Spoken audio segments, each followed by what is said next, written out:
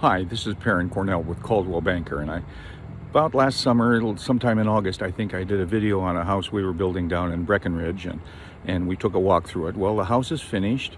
We got final occupancy on Wednesday. We closed the loan with the new buyers on Friday, and today on Saturday, they're moving in. Let's take a little better look. So as you can see now, everybody is starting to move in, and the new owners and the moving trucks there, and we'll go walk inside and take a look in there too.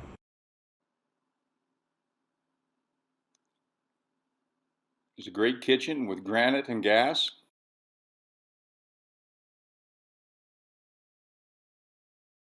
Nice sized laundry room with sink. Room and flows into the dining room. Notice that the living room had a fireplace. Marble sills on the windows throughout. And we have great views of the Wenatchee Valley from almost every room, none of which can be blocked by building.